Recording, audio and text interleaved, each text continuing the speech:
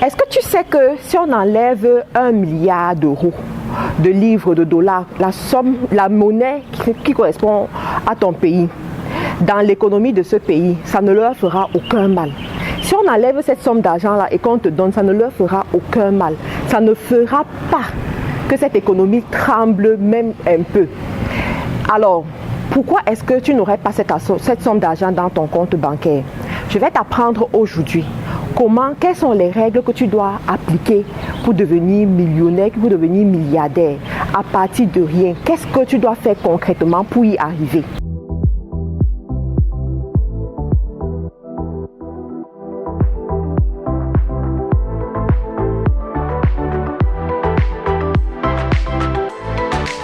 Je suis Marthe Karine, je suis entrepreneur e-commerce. Mon rôle ici, c'est de t'aider à avoir plus, c'est de t'aider à désirer plus, c'est de t'aider à être millionnaire, c'est de t'aider à être milliardaire, quel que soit l'endroit où tu te trouves, quel que soit le pays où tu es, cela est possible. Avant de commencer à te donner les règles que tu dois appliquer, j'aimerais te dire que c'est le droit de tout le monde de désirer une vie meilleure. C'est le droit de tout le monde de vouloir avoir plus. C'est le droit de tout le monde de désirer la richesse, de désirer être à l'aise dans sa vie, de désirer donner un avenir meilleur à ses enfants, de désirer contribuer au développement de son pays, de désirer faire de grandes choses. C'est le droit de tout le monde. Ce n'est pas un péché de vouloir être riche. Ce n'est pas un péché de vouloir être millionnaire. Ce n'est pas un péché de désirer avoir des milliards dans ton compte bancaire. Parce que je sais qu'il y a certaines personnes, quand tu leur parles déjà de milliards, ils pensent déjà à la sorcellerie. Ils pensent déjà à toutes les mauvaises choses qu'on peut imaginer quand on parle de l'argent. L'argent n'est pas un péché. Désirer avoir plus n'est pas un péché. Alors, pour toi, quelles sont les règles que tu dois appliquer? Qu'est-ce que tu dois faire étape par étape pour y arriver? J'aimerais partager avec toi mon expérience. Si tu ne connais pas encore qui je suis, par quoi est-ce que je suis passée. Il faut savoir que je commence à faire tout ce que je suis en train de faire aujourd'hui là grâce à un désir que j'avais exprimé une fois. J'ai écrit sur YouTube comment devenir millionnaire et j'ai commencé à écouter les vidéos des personnes comme Grant Cardone, les personnes comme Oprah Winfrey, les personnes, en fait, tellement les Ricardo Kanyama, des personnes qui m'ont amené à comprendre que je pouvais être né d'une famille pauvre, mais je ne dois pas mourir pauvre. Ça m'a réveillée et ça m'a amené à désirer plus. Ça m'a amené à me lever chaque matin pour aller chercher ce qui était à moi. Il faut savoir que les richesses se renouvellent tous les matins. Et c'est ta décision d'aller chercher ce qui est à toi chaque matin. Alors la première des choses que tu vas apprendre à faire quand tu décides d'être un millionnaire ou une milliardaire ou comme tu veux, mais choisis, ça doit être haut.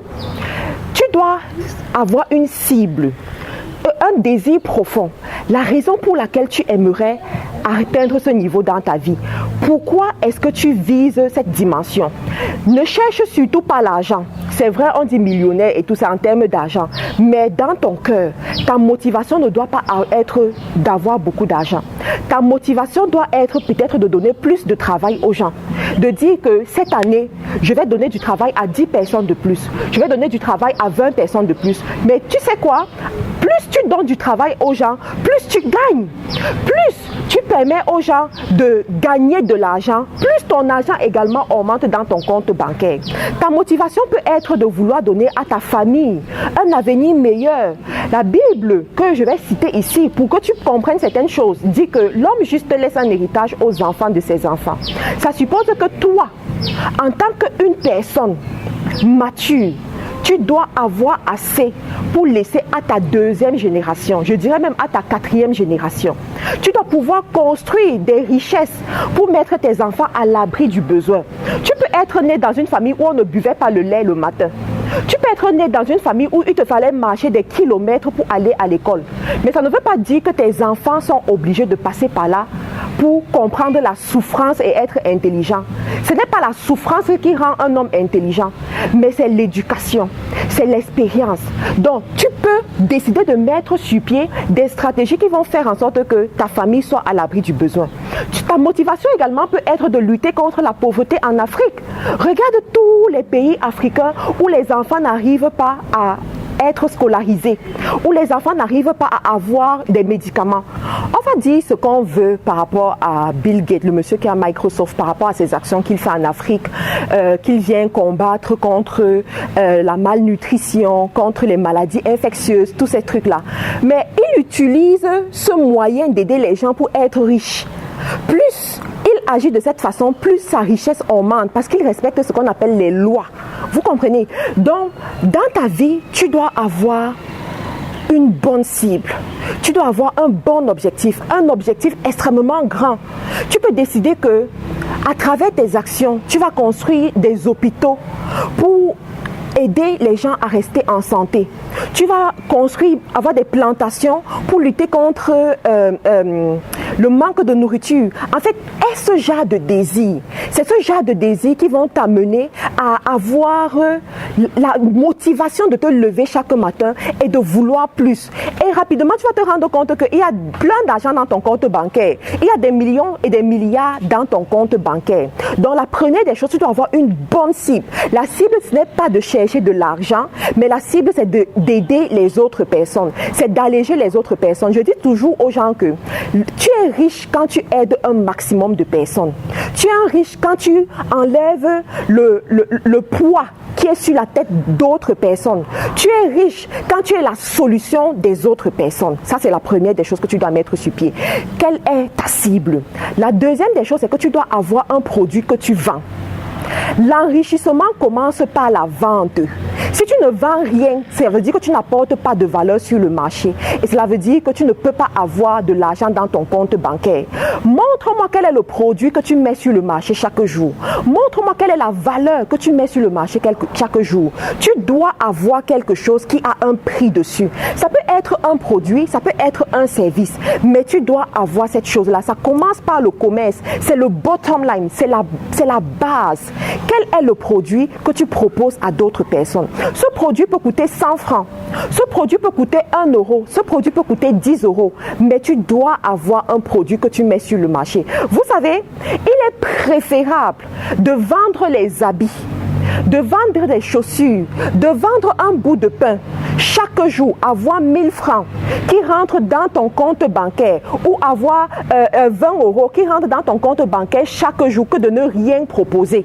Parce que tu as tes grands diplômes, tu te dis, avec mes grands diplômes, si j'attends le grand travail qui va me donner 1 million de francs CFA comme salaire, ou j'attends la grosse opportunité qui va tomber un jour, ça c'est quelqu'un qui restera pauvre toute sa vie. Quand tu comprends, je vous ai fait la vidéo du patriarche Kadji de Fotso ici. C'est un monsieur qui a commencé avec des petites échoppes. Peut-être qu'il avait son fonds de commerce de 10 000 francs. Il a ouvert son échoppe et il est mort étant comme un milliardaire. Vous aussi, quelle est cette chose que vous avez, que vous mettez sur le marché? Je vous en supplie, mettez-moi cette chose sur le marché et multipliez la chose. Ça veut dire que si tu commences avec un produit que tu as investi 10 000 pour commencer avec ce produit-là, à un moment donné, au lieu d'investir seulement 10 000, tu dois investir 100 000 francs. Après 100 000 francs, ce sera 200 000. Après, ce sera 500 000. Un jour, on va dire que tu es en train de faire les transactions des millions. C'est comme ça que vous devez faire. Vous savez, quand j'étais en Angleterre, parce que tout a commencé pour moi, vraiment, mon parcours de l'enrichissement a commencé en Angleterre. J'avais compris cette loi. J'ai commencé à vendre des produits. J'avais pris 3 produits que j'ai commandés en Chine. Lorsque ces produits sont arrivés, j'ai regardé les produits, j'ai dit, un jour, j'aurai des cargaisons. Un jour, j'aurai des conteneurs. Un jour, mes produits iront à travers le monde entier. Dans les pays où les gens ne me connaissent pas, ils vont consommer mes produits. Et aujourd'hui, c'est ce que nous sommes en train de faire. Aujourd'hui, si je peux vous parler de millions, de milliards et être à l'aise, ça a commencé par 3 produits. Donc, vous aussi, vous devez développer ce produit que vous mettez sur le marché. La 3e loi d'enrichissement, pour ceux-là qui veulent devenir millionnaires, c'est quoi? Vous devez savoir épargner votre argent. Vous devez savoir mettre de l'argent de côté. Je vais encore vous parler ici de l'histoire de Ricardo Kanyama, parce que c'est l'Africain qui nous a montré que c'est possible de partir de rien dans un environnement hostile, dans un environnement où les gens pleurent la pauvreté chaque jour pour être milliardaire en dollars américains. C'est-à-dire que si vous n'avez pas encore lu le livre de Ricardo Kanyama, je vous conseille de le lire. Je vous mettrai le lien dans la description de la vidéo pour ceux qui sont en Amérique du Nord pour avoir ce livre-là. Et ceux qui sont en Afrique, au Cameroun particulièrement, vous pouvez passer dans nos bureaux pour avoir ce livre. Alors, Ricardo Kanyama, son histoire nous montre que le monsieur n'avait rien. Pour ceux qui ont bien lu le livre, vous allez voir qu'il a failli être prêtre. Et nous tous, nous savons très bien que les prêtres n'ont pas d'argent. C'est leur supérieur qui leur donne de l'argent. Ils vivaient avec 20 000 ou 30 000 francs. Vous comprenez? Donc, quand ils décident de devenir un riche, de devenir un millionnaire, un milliardaire, le monsieur comprend qu'il doit épargner de l'argent. Il a des grands projets. Ces projets nécessitent de l'argent. Il essaye de demander les fonds internationaux et tout ça. Mais des années, au moins 3 ans, pour qu'on lui réponde avec des maigres sous. Il décide qu'au lieu de rester et d'attendre, vaut mieux épargner son argent pour accomplir son projet. Il y a beaucoup parmi vous. Vous dépensez la graine que vous aurez pu s'aimer. Vous savez, dans le processus d'enrichissement, j'étudie beaucoup l'agriculture. Qu'est-ce qui fait en sorte qu'on puisse avoir un champ de maïs? Ça commence par un grain de maïs. Lorsque tu vois un champ de maïs, sache que ce champ-là a commencé par un grain de maïs. Il a fallu qu'on prenne un grain de maïs, qu'on le sème, que ça produise un épi. Ensuite, qu'on prenne l'épi de maïs, qu'on ressème encore pour qu'un jour on puisse avoir un champ. Ça veut dire que dans ta vie, à un moment donné, Dieu te donne ce qu'on appelle la graine. Tu as ta graine. Cette graine-là, tu as le choix entre investir cette graine dans les habits, les chaussures, les sacs de marque, les restaurants tous les jours, les boîtes de nuit, Netflix, ou pour te faire voir. Tu as le choix ou alors d'investir cette somme d'argent dans ce qui va te rapporter plus d'argent. Ou tu as le choix d'épargner cette somme d'argent pour investir dans un projet. Le choix est entre tes mains. Mais il y en a parmi vous qui êtes en train de m'écouter, que votre fonds de commerce est dans votre chambre en termes de vêtements Louis Vuitton, en termes de sacs Louis Vuitton, Michael Kors, que vous portez une fois l'an. Et après, vous ne portez plus. Vous portez ces vêtements-là pour impressionner les gens qui n'ont même pas votre temps. Alors que vous aurez pu prendre cet argent-là, épargner et investir dans un projet. Lorsque j'enseigne aux femmes l'enrichissement, je leur dis toujours, l'une des choses que vous allez faire comme exercice, c'est aller dans votre garde-robe, enlever tous les habits, tous les sacs à main, tout ce qui est de marque là, de mettre sur eBay ou sur Amazon ou sur Facebook, vendre toutes ces choses-là, prendre de l'argent, acheter la marchandise et commencer votre business. Parce que ce n'est que de cette façon-là que vous allez vous positionner pour être millionnaire ou milliardaire un jour. La 4e loi que vous allez appliquer pour être ce futur millionnaire ou milliardaire dans la monnaie que vous aurez choisie, c'est la loi de l'investissement. Quand on parle d'investissement, beaucoup de gens imaginent l'investissement immobilier. Je dis non, ce n'est pas comme ça qu'on réfléchit. Vous ne pouvez pas viser investir dans l'immobilier alors que vous n'avez pas encore une source d'argent, une source de revenus qui vous apporte le cash flow. S'il vous plaît, écoutez très bien cette partie parce que c'est l'une des erreurs que je vois les gens commencer à faire. Tu commences ta vie en tant que jeune homme ou jeune femme. Tu n'es pas encore marié ou tu es déjà marié. Le premier investissement que tu pars faire, c'est l'immobilier. C'est mal réfléchi, mes frères, je vous assure. C'est mal réfléchi parce que tu es en train d'aller stocker de l'argent quelque part où ça ne va pas te rapporter le cash flow en abondance. Tu vas enterrer, je vois c'est des gens en Europe comme ça, vous enterrez peut-être 10 000 euros dans un investissement immobilier qui va vous rapporter 300 euros par mois.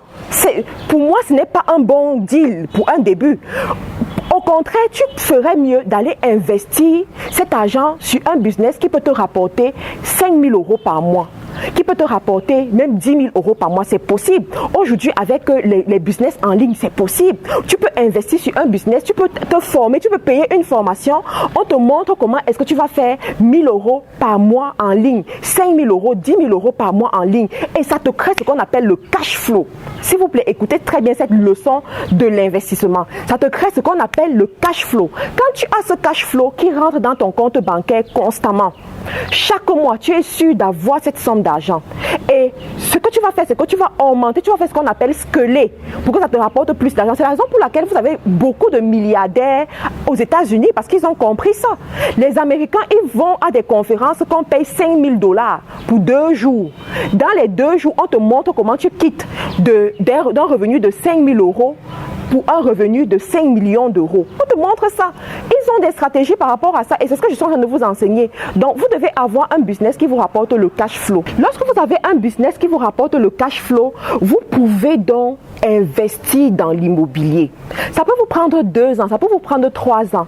Vous constituez un bon cash flow. Le cash flow même vous permet d'avoir la mise de fonds, une bonne mise de fonds parce que si votre mise de fonds n'est pas intéressante, votre investissement immobilier va vous asphyxier à un moment donné. Et moi, je crois que l'homme riche, c'est l'homme qui n'a pas de dette.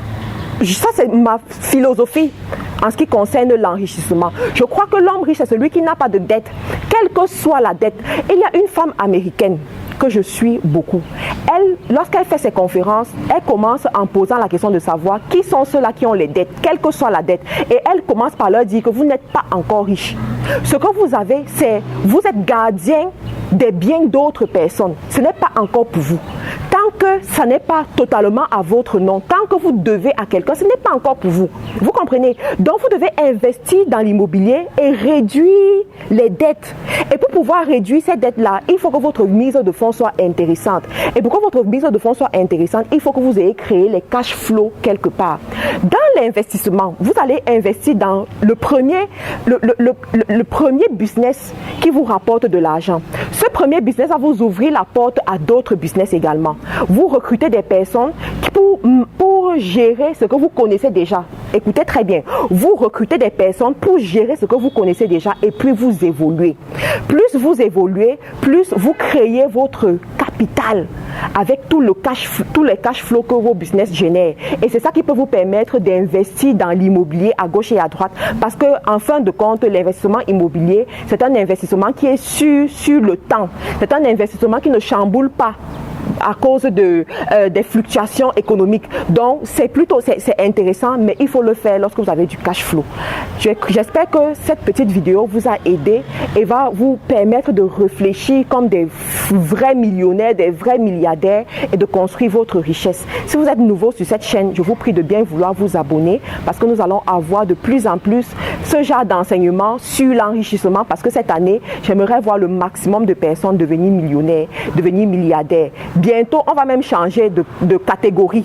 On ne dira plus la présidente des millionnaires, mais on dira la présidente des milliardaires. Le moment viendra où je vais vous faire cette annonce-là. Entre-temps, restez scotchés, abonnez-vous à la chaîne, partagez les vidéos aux autres personnes. Au revoir.